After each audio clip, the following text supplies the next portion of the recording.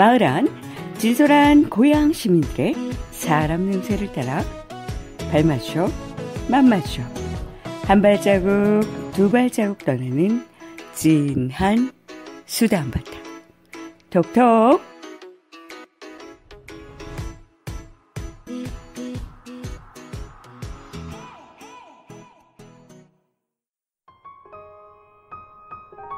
바람결에 풀벌레 소리로 가득 차는 요즘이네요.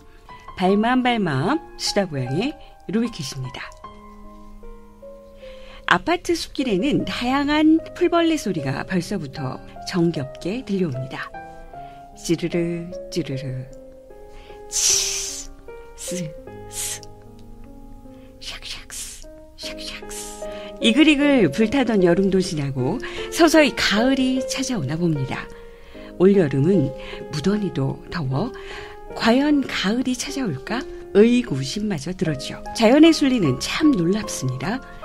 가을을 놓고 하는 풀벌레 소리와 고즈넉한 공원길에서 불어오는 바람 때문인지 신선한 아침과 저녁을 마주합니다.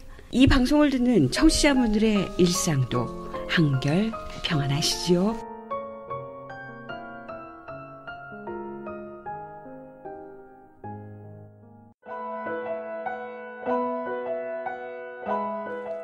마을과 사람들, 마을 곳곳에서 함께 모여 길을 걷다 새로운 길이 된 사람들.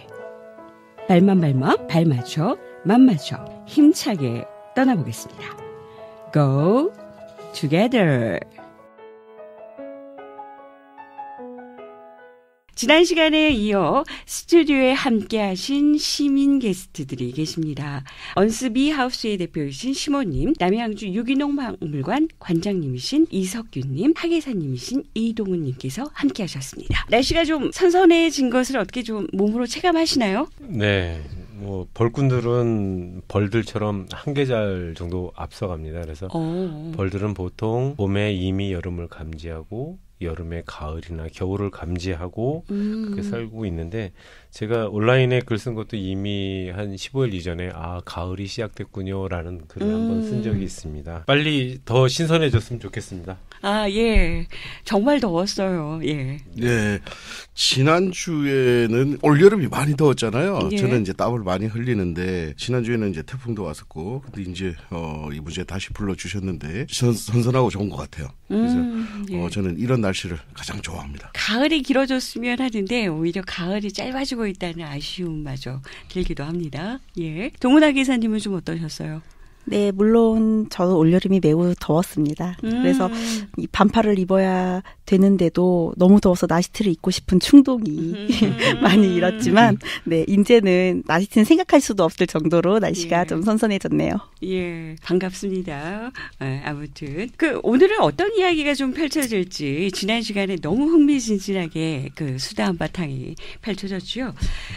시몬 대표님께서는 언스비 하우스를 직접 운영하고 계신데요. 그 벌꿀과 환경의 깊은 관계들을 실제 몸으로 느끼고 계시는지요? 여러 가지 체감도 하고 있지만, 실제 최근에 이제 전 세계적으로 너무 거시적으로 얘기하는지는 모르겠지만, 벌들의 사라짐과 관련해서 세계적으로 많은 이상한 일들이 이제 벌어지고 있는데, 실제로 미국의 이제 하버드 대학에서 이 벌들이 멸종하기 때문에 연구를 했는데, 벌들이 멸종을 하면 1년에 142만 명씩 사람들이 목숨을 잃는다고 합니다. 이유는 뭘까요? 먹거리가 그만큼 사라지기 때문이죠. 예. 그리고 벌들이 멸종하면 우리가 먹는 반찬, 상에 놓이는 반찬들의 3분의 1 이상이 사라지게 되고요. 우리 주변에 이제 특히 고양시에 최근에 이제 딸기 키우시는 분들이 많은데요. 처음에는 이게 이제 사람이 손으로 붓으로 딸기의 수정을 했었는데, 그렇게 되면 한 60% 정도 수정이 60%밖에 되질 않아요. 근데 이제 벌들을 통해서 수분을 시키게 되면 90% 이상 진행이 되거든요. 물론 딸기의 모양도 예쁘게 되지만 딸기가 열매 맺는 그런 가능성도 많아지기 때문에 벌들이 하는 역할은 굉장히 중요하다고 볼 수 있죠. 그리고 실제 제가 사는 주변에 그 여러 과수들을 이제 많이들 심으셨는데 제가 거기서 벌을 키우기 전에는 과실들이 많이 이렇게 그 맺어지지 않았다고 합니다. 그리고 그런데 벌이 주변에 생기고 나서부터는 그 과실들이 예쁘게 탐스럽게 그리고 많이 그 열리는 그런 현상들을 볼 수 있었어요. 예. 그래서 벌들이 참 우리 주변에도 많은 좋은 일을 하고 있구나라는 걸 느낄 수 있었죠. 예. 그 벌과 정말 씨앗 열매가 아주 깊은 상관관계를 갖고 있는 것 같네요. 예. 예, 저는 이제 농업을 전공하고 유기농 예. 박물관을 이제 지금 운영을 하고 있지만 이제 농업에 있어서도 이 꿀벌의 역할은 아주 크다고 얘기를 할 수가 있죠. 아까 딸기 얘기를 하셨는데 그 이제 인공적으로 수분할 때는 이제 제대로 과실의 형태가 이제 딸기 같은 경우에 특히 더 그렇죠.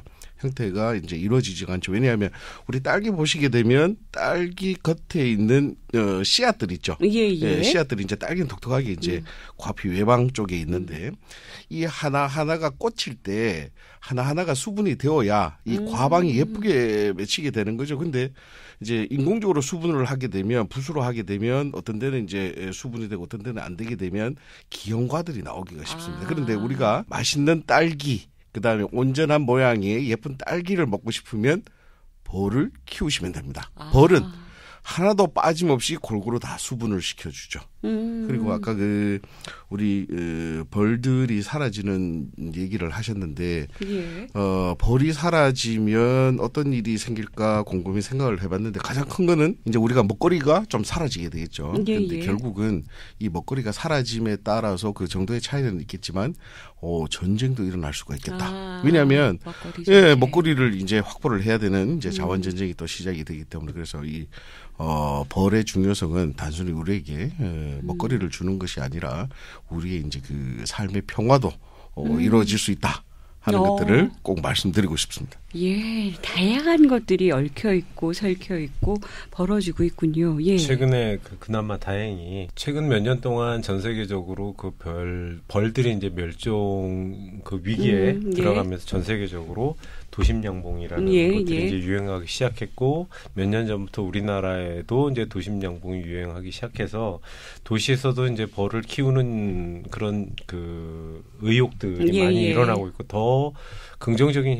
현상은 그 얼마 전까지 몇 년 전까지는 우리나라에서 벌을 키우시는 분들은 주로 나이가 많으신 분들이었어요. 그런데 최근에 도심양봉이 유행을 하면서 30대, 20대 젊은 친구들이 이 벌에 관한 그 관심을 많이 갖기 시작했다는 게 굉장히 중요한 우리나라의 변화 같아요.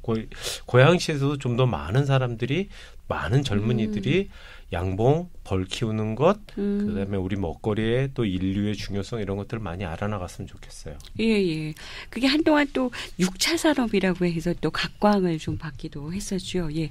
하 기자님은 박물관에서 많은 벌들을 또 보셨을 텐데요. 예. 마침 루비키님께서 6차 산업을 말씀을 해주시니까 지금 다시 한번 소개를 드리지만 저희 지금 남양주 유기농 박물관 기획전이 꿀벌아 부탁해예요. 근데 6차 산업 연관해서 딸기를 하우스에서 키우는 자동 시스템까지 도입을 시켜서 전시를 해놓고 있습니다. 그래서 그 안에 이제 꿀벌들을 풀어놨어요. 그래서 꿀벌도 관찰을 하고 농업에 대해서 스마트팜까지 함께 보실 수 있는 전시니까 한번 보러 와주셨으면 좋겠고요. 그리고 이제 열매, 꿀벌과 환경에 대한 관계를 잠깐만 짚어보면 전시 내용에도 물론 있지만 꿀벌이 우리나라 사람들한테 기여하는 게 굉장히 커요. 그래서 꿀벌이 꽃가루 바지 역할을 해서 수분 활동을 해주면 저희가 아몬드는 100%, 딸기, 양파, 당근 같은 경우는 90%의 역할을 하고 있다고 하고 있어요. 그래서 소와 돼지 다음으로 경제적 지위는 3위.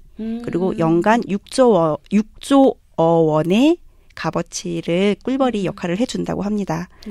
네, 그러니까 뭐 전시도 보러 오시고 꿀벌에 대해서도 좀 더 알아가셨으면 좋겠습니다.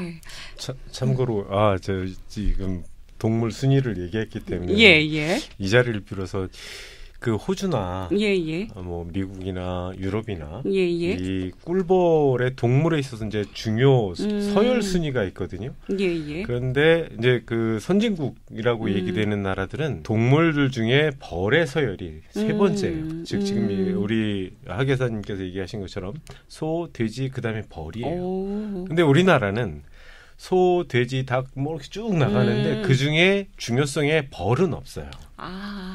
그러니까 동물에는 또는 축산에 관한 정책에 있어서 그 만약에 벌이 이렇게 중요하면 거기에 따른 정책이라든지 예산이라든지 이런 게 많이 반영이 돼야 되는데 그 호주 같은 경우 또 뉴질랜드 같은 경우에 거기서 나오는 꿀 이름이 자체적으로 있을 만큼 전 세계적으로 이제 그 많이 알려지는데 우리나라는 이 벌에 대한 순위에 대한 중요성이 없으면서 여기에 대한 홍보, 연구 이런 것들이 많이 지금 부족한 실정이에요.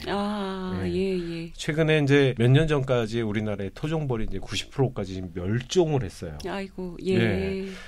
그런 상황인데도 불구하고 아직 우리나라에서 벌을 중요하게 생각해서 거기에 대한 정책이나 연구를 깊게 들어가진 못하고 있어서 많이 안타까운 현실이죠. 예. 그 관계자 여러분들 이야기를 좀 들어주셨으면 좋겠고요. 이게 벌이 결국은 먹거리, 씨앗과의 전쟁을 일으킬 수도 있다고 하니까요.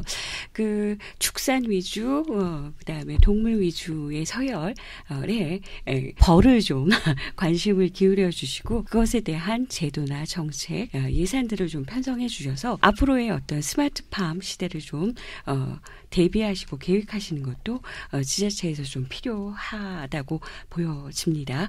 목소리에 좀 귀를 기울여 주셨으면 좋겠고요. 그 유독 이번 여름은 그 100년 만에 찾아온 무더위로 몸살을 좀 앓았는데요. 다른 해에 비해서 벌꿀 농사의 변화가 좀 있나요?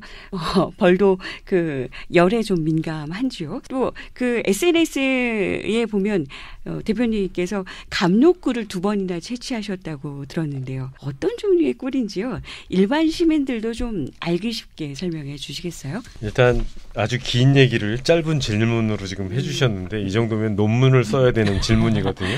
예. 근데 어쨌든 좀 간단하게 줄여서 좀 말씀을 드리면 뭐 지금 무더위 같은 경우는 뭐 우리 비단 한국만의 문제는 아니고 전 세계적인 문제고 그런데 벌을 키우는 사람들은 기본적으로 자연 환경을 되게 중요시하게 되고 벌을 사랑하는 사람들은 벌만 사랑하게 되는 게 아니라 벌이 먹고 살아갈 수 있는 식물들도 사랑하게 돼요. 그래서 제가 지금 키우는 벌터 주변에는 소위 말하는 그 밀원수, 꿀이 나오는 식물들을 지금 가득 심어놨는데 더 이상 뭔가를 심을 수가 없을 만큼 나무나 식물들을 많이 심어놨어요. 이건 비단 벌들만 위하는 일은 아니라고 생각을 하고 작지만 크게는 이게 이제 지구를 살리는 그런 길이 아닐까 그런 생각도 지금 해보는데요. 이렇게 날씨가 변동이 생기면 식물들한테 영향을 주고 식물들이 영향을 받으면 거기에 나오는 꿀들도 영향을 받게 되고 당연히 벌들도 영향을 받게 되는데 올해 어떤 일이 있었냐면 이제 이상기후가 만들어지면서 올 초에 겨울이 길었어요. 원래는 우리나라 같은 경우는 겨울이 북부지방, 중부지방까지는 2월 초 오면은 겨울이 끝나거든요.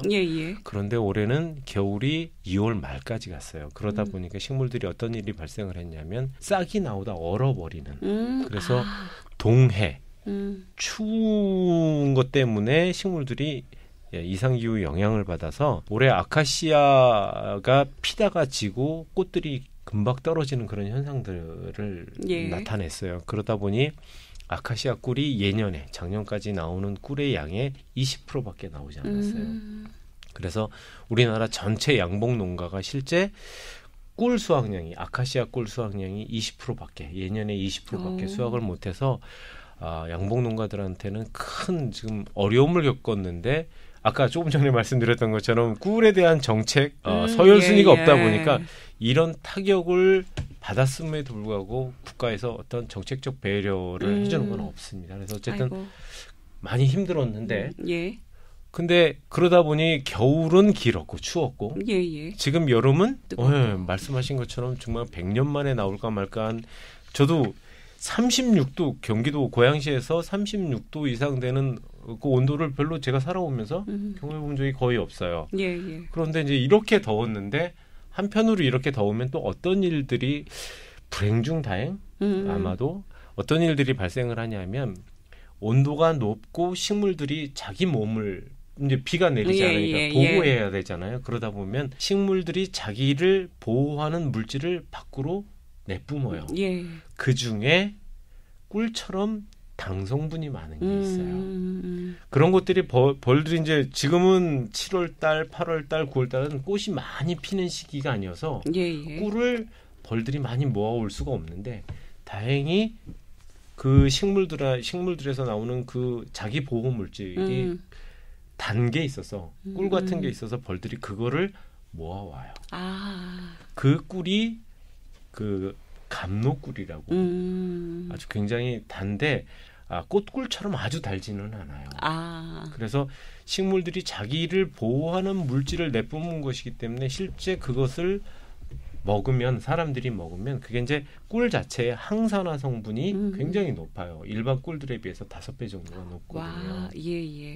그래서 그 꿀은 남쪽 지방은 나오지를 않고요. 주로 이제 중부 지방 이쪽 지역에서 이제 주로 나오는데 올해 다행히 아카시아 꿀은 많이 따진 못했지만 뭐 이상 기후 때문에 다행히 불행 중 다행히 그런 꿀들이 나와서 감로꿀이라는 게 나와서 조금 수확을 했습니다. 아이고 이 감로꿀의 그 효능 중에 어떤 분은 이 감로꿀을 드시고 암을 고치셨다는 분도 있어요. 항산화 성분이 높아서 굉장히 좋은 꿀이에요. 그러니까 이상기후로 인해서 결국은 식물들이 자기 보호를 위한 당도가 높아지는 관계로 감로꿀을 채집하셨다는 얘기로 또 들리는데요. 그 사이사이 대표님께서 계속 얘기를 하시지만 그 벌터를 지키고 벌을 지킨다는 건 벌만을 위한 것이 아니라 벌이 살아갈 수 있는 생태 환경들을 생각하다 보니까 결국은 이웃 주변 그다음에 지구를 생각하게 된다.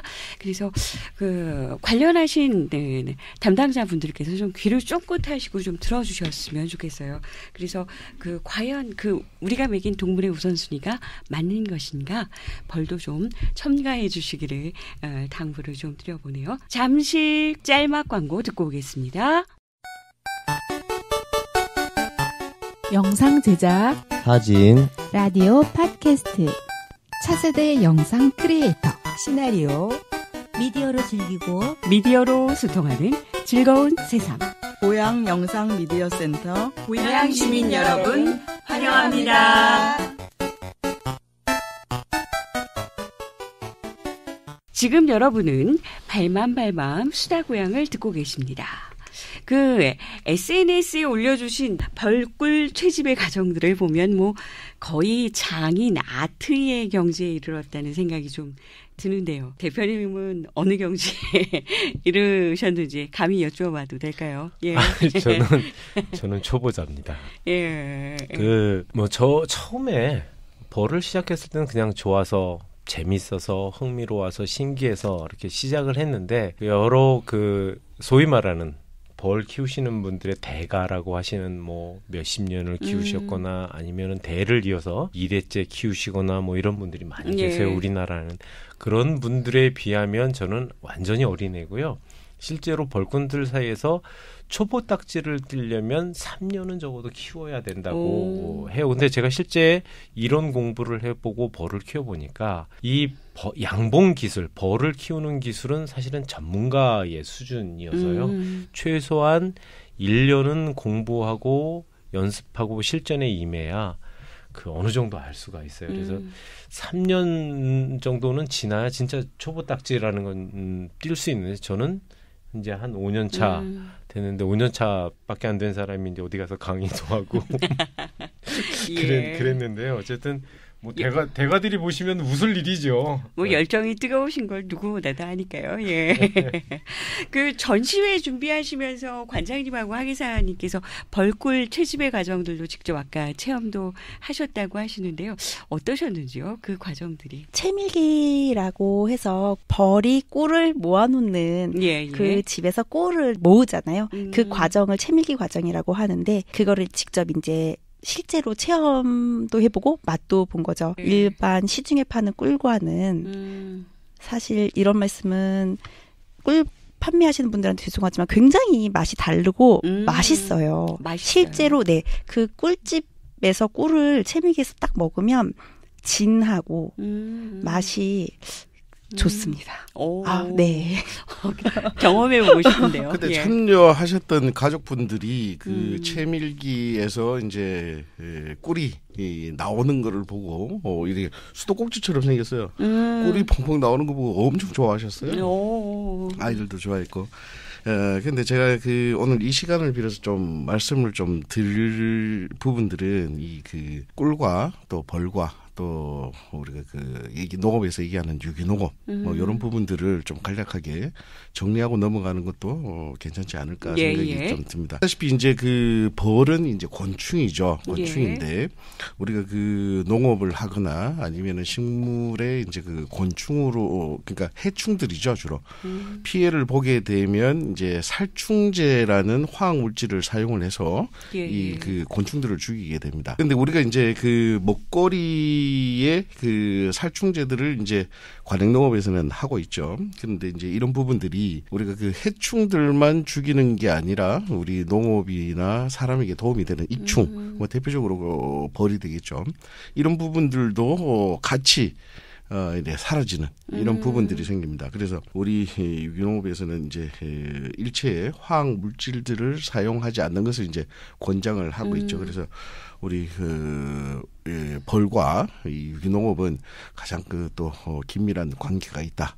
라고 생각이 듭니다. 사실 우리가 시중에 좀 큰 제가 생각하고 있는 문제는 시중에 이제 꿀들이 이제 여러 종류가 많이 나와 있죠. 그런데 이제 꿀도 이제 우리가 보기에는 다 같은 꿀이라고 얘기하기는 좀 그렇죠. 왜냐하면 우리 심온 대표님도 뭐 전문가이시지만 옆에 계시지만 이 꿀들도 그 안에 이제 살아있는 꿀이냐 아니면은 죽은 꿀이냐 그냥 맞아요. 죽은 꿀이라 하면 그냥 단맛만 내는 전혀 이렇게 그 생리 활성 물질이라든지 항산화 물질이라든지 또 사람이 이 섭취를 했을 때 도움이 되는 이러한 성분들이 없어지거나 제거된 이제 꿀들은 그냥 뭐 단맛만 내는 죽은 꿀이라고 얘기를 할 수가 있죠. 그래서 다 그런 거는 아니지만 이제 꿀들을 선택을 하실 때도 뭐 이런 부분들을 좀 더 고려해서 선택을 하시면은 이제 좋을 것 같습니다. 예.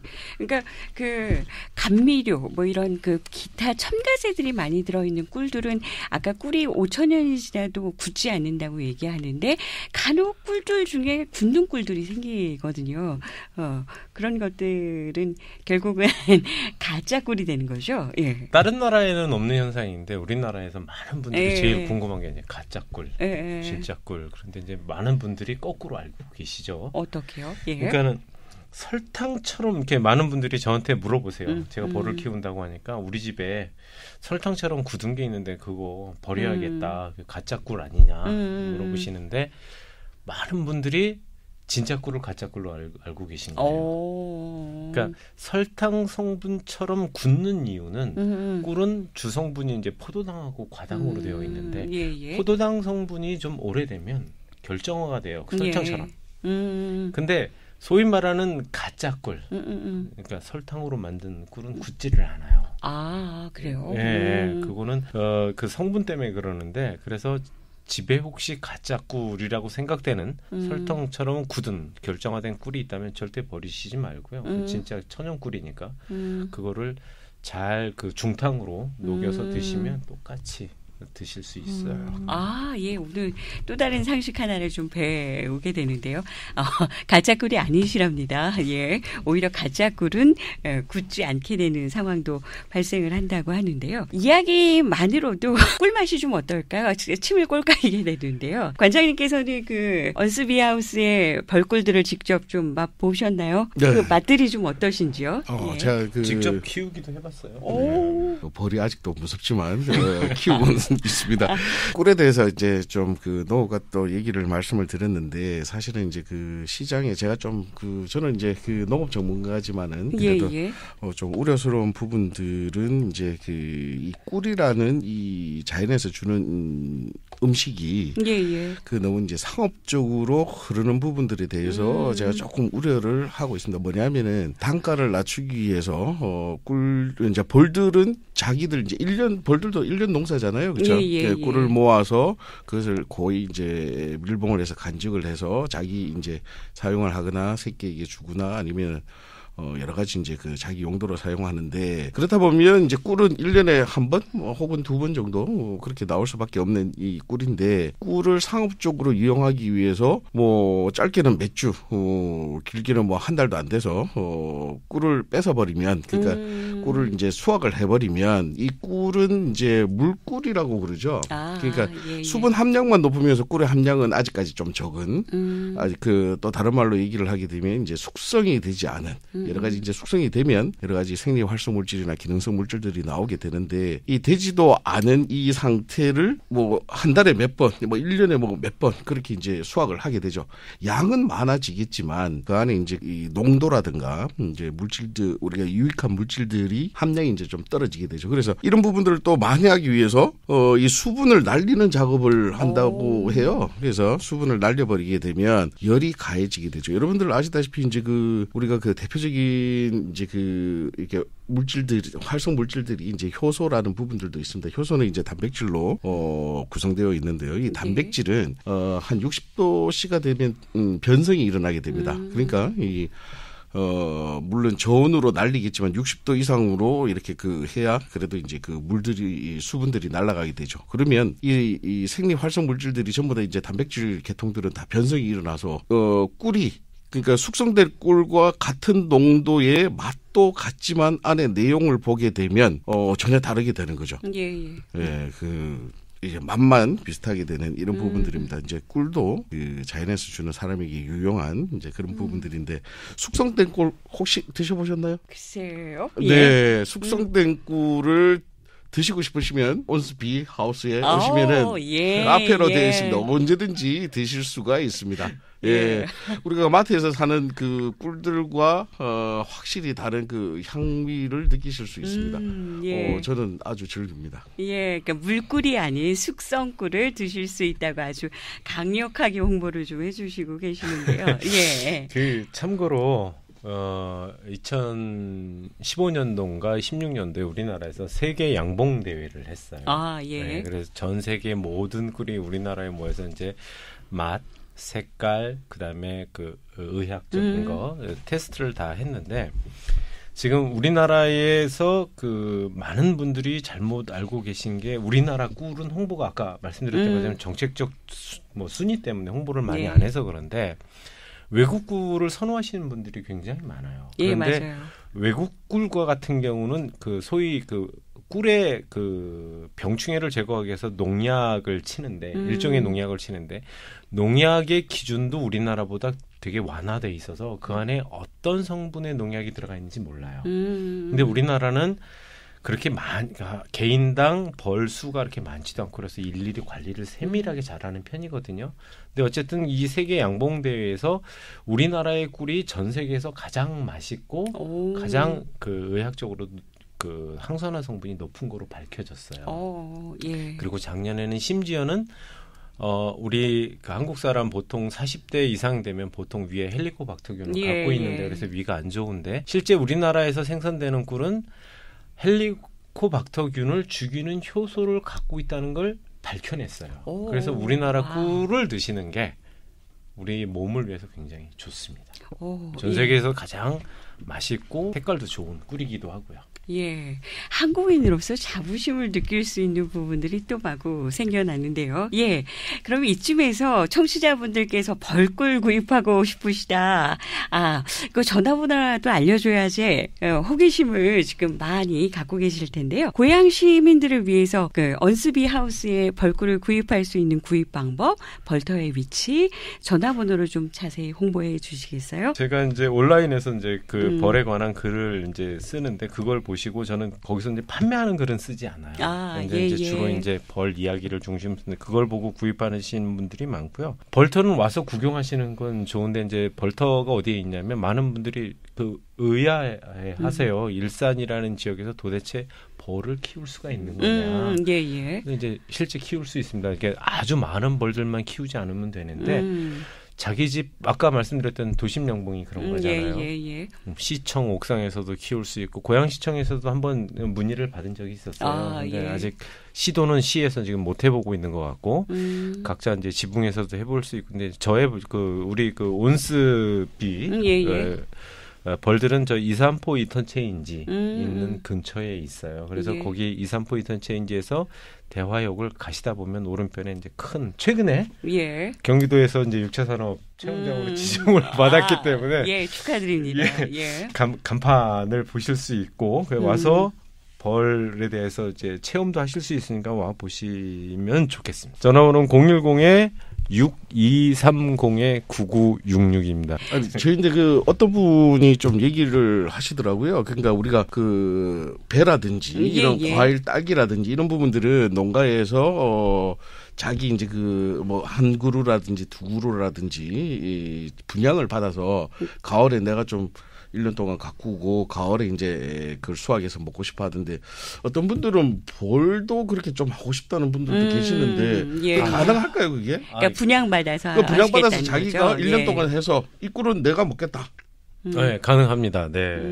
그런 분들이 또 계셨군요. 여러분들 전화번호 위치 기억하고 계시죠? 메모해 두셨다가 필요하시다면 궁금하신 사항 여쭤보셨으면 좋겠습니다. 사이사이 그 벌꿀 농사의 어려움들을 좀 이야기하셨어요. 동물의 우선순위에서 너무 제쳐져 있다 한국은. 그런데 한국의 벌꿀은 맛과 그 색깔 여러 가지 부분들이 좋더라 이야기를 좀 하시는데요. 이 자리를 빌어서 특별히 어려운 점이나 민과 관 이웃들에게 부탁의 말씀 좀 하실 수 있다면 좀 이야기를 해주셨으면 좋겠습니다. 네, 조금 전에 계속 이제 그 벌 키우는데 어려움은 아까 우리 남양주 유기농 박물관 관장님 이석균 관장님께서도 이제 여러 번 얘기를 해주셨는데요. 벌 키우는데 제일 어려운 건 농약이에요. 그 도시 개발을 하는 건 두 번째 잘 보이지 않는데 가장 큰 건 농약인데 실제로 제가 이제 그 일산에서 이산포 인터체인지에서 이제 벌을 키우다 보니까 제 주변 분들이 몇 년 지나니까 벌을 키우는 줄 알고 농약을 안 뿌리세요.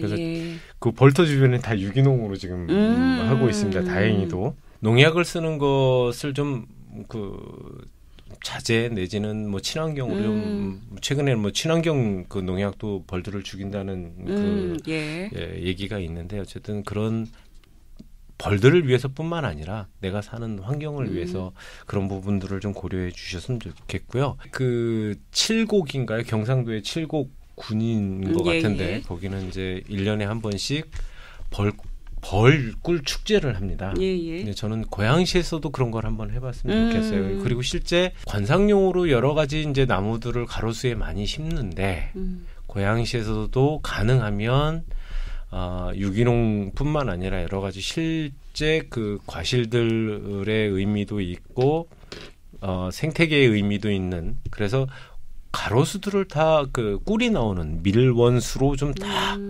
바꾸면 좋겠다. 그래서 고양시에 가면 꿀이 흐르는 도시가 됐으면 좋겠다. 이런 해서 좀 이미지가 좀 탈피됐으면 좋겠고 아까 말씀드렸던 것처럼 도심양봉 유행하기 시작했는데 고양시에 많은 젊은 분들이 자기 집 옥상에다 또는 아파트 옥상에다 벌꿀들을 좀 키우시면 어떨까 이런 것들을 부탁드려보고 싶습니다. 부탁과 더불어 아주 다양한 희망사항들을 이야기하셨어요. 개발을 위한 개발보다는 생명을 위한 개발을 좀 신경 써주셨으면 부탁을 드리고요. 그리고 참고로 우리가 이제 흔히 아카시아 나무라고 하는데 정확한 명칭은 아카시 나무인데요. 이 아카시 나무에 관한 오해들이 너무 많았어요. 뭐 일제 시대 때 우리나라에 뭐 들여왔다 그래서 아카시는 별 필요가 없고 아카시는 다 보는 즉시 베어버려야 된다고 생각을 하시는데 아카시 나무가 그렇게 생태계에 민폐를 끼치는 식물이 아니거든요. 아, 예. 실제 많은 척박한 땅에서 잘 자라고 그다음에 그 빗물을 잘 흡수해서 공기 중에 이제 공기 정화도 시켜주는 나무 중에 하나가 이제 아카시 나무인데요. 주변에 아카시 나무가 있으면 베지 말고 꼭 살리고 활성화시켜 주셨으면 그러면 벌꾼들한테도 좋지만 우리가 사는 환경에도 아카시 군락지가 있는 곳은 향이 굉장히 좋아요. 예. 그래서 아카시 나무를 베지 않고 잘 활성화시켜 주셨으면 정말 감사하겠습니다. 예, 다양한 상식도 좀 전해주시고 계시는데요.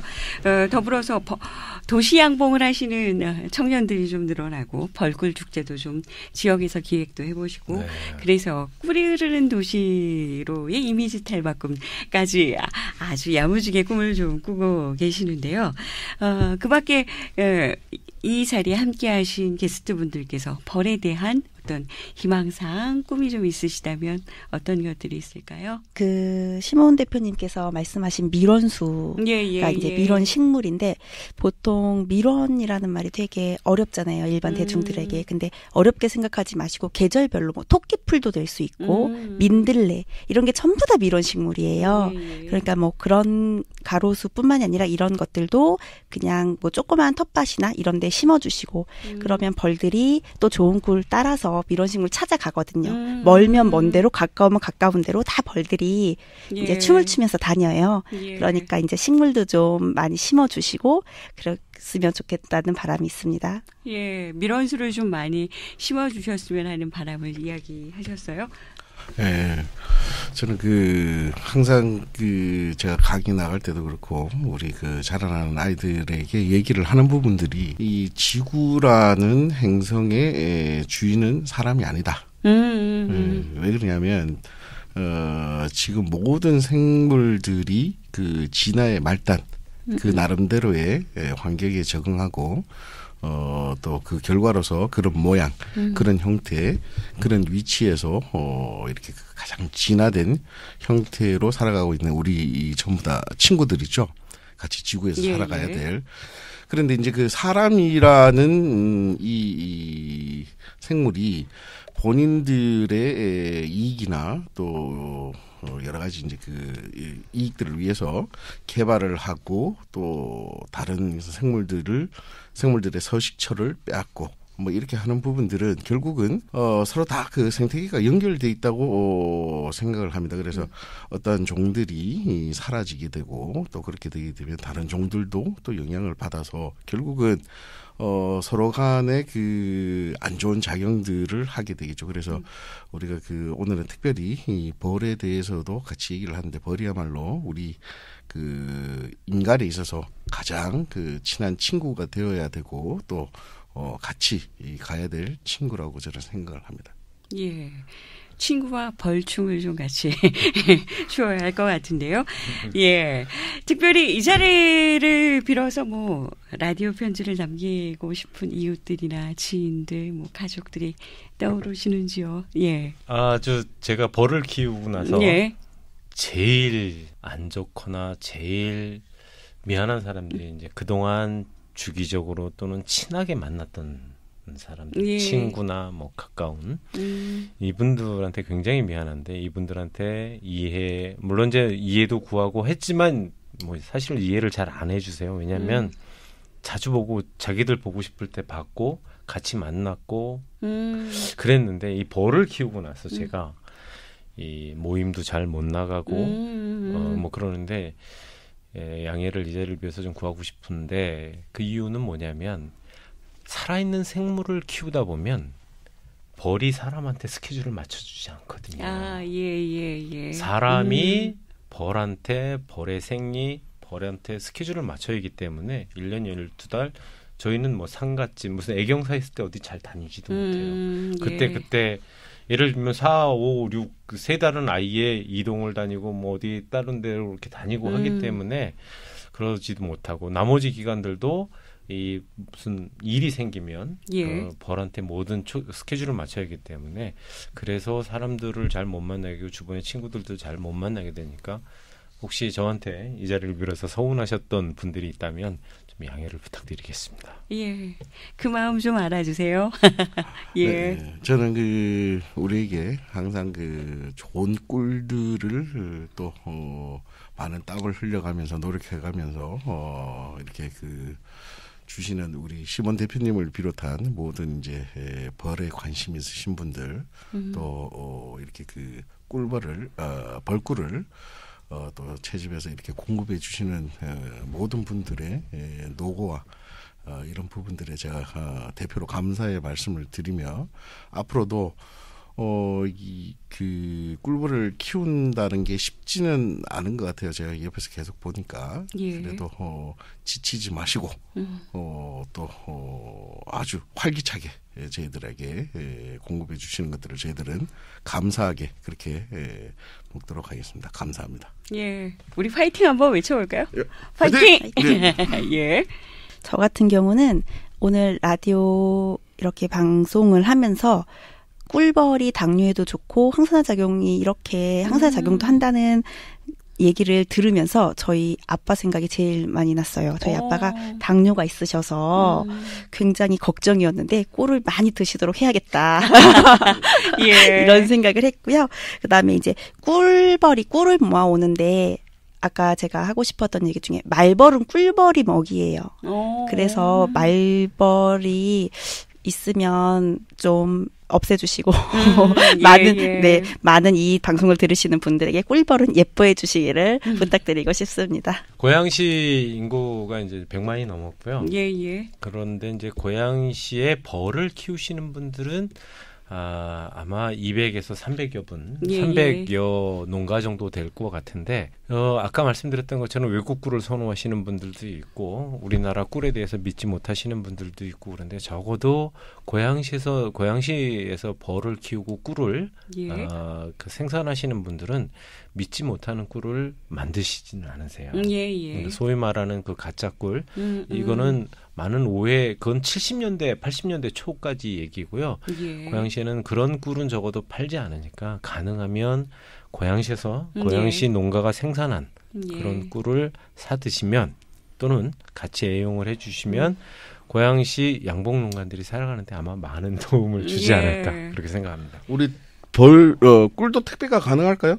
네, 가능하죠. 예, 알겠습니다. 지금 푸드 마일리지 제로 운동을 또 펼치시는 농가분들도 계시는데요. 결국은 지역에서 생산한 농산품들을 지역에서 소비할 수 있는 풍경, 그런 정다운 풍경들이 좀 계속해서 이어지기를 소망해 봅니다. 예, 멋진 시민들과 함께라서였을까요? 시간이 어떻게 흘러가는지 LTE급으로 흘러갔는데요. 정말 함께해 주셔서 행복한 시간이었습니다. 여러분들 어떠셨어요? 아주 좀 좋았습니다. 예, 여러 가지 얘기할 수도 있었고 약간 가슴이 후련해지는 그런 느낌도 지금 들었습니다. 다행입니다. 예. 저도 지금 이 시간들이 어떻게 흘러갔는지 모르게 저도 모르던 사실들도 알 수가 있었고 또 이렇게 벌들이 감성적으로 이렇게 다가갈 수 있는 친구라는 부분들도 많이 느껴서 좋은 시간이었던 것 같습니다. 예. 마찬가지겠죠. 저도 굉장히 뜻깊은 시간이었고 처음부터 지금까지 쭉 긴장 상태로 있었는데 이제 마지막이라고 하니까 좀 섭섭하기도 하네요. 예, 시간이 이렇게 빨리 지나간다. 예, 함께해 주셔서 감사하고요. 우리 격려의 박수 한번 좀 치면서 마무리 인사해 볼까요? 네, 감사합니다. 예. 감사합니다.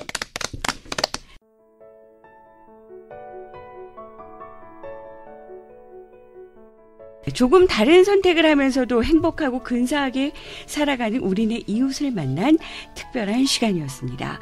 조금 다른 생각을 펼치고 살아도 신나고 재미나게 살 수 있다는 희망의 씨앗 하나를 심어봅니다.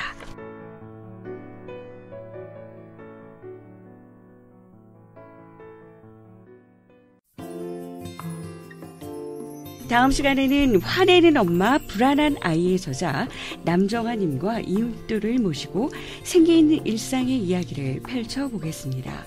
두근두근 다음 회도 귀를 쫑긋 팟빵에서 발맘 수다고양을 검색하시고 가족, 이웃, 친구, 연인들과 함께 들어주시면 당신은 정말 센스 만점.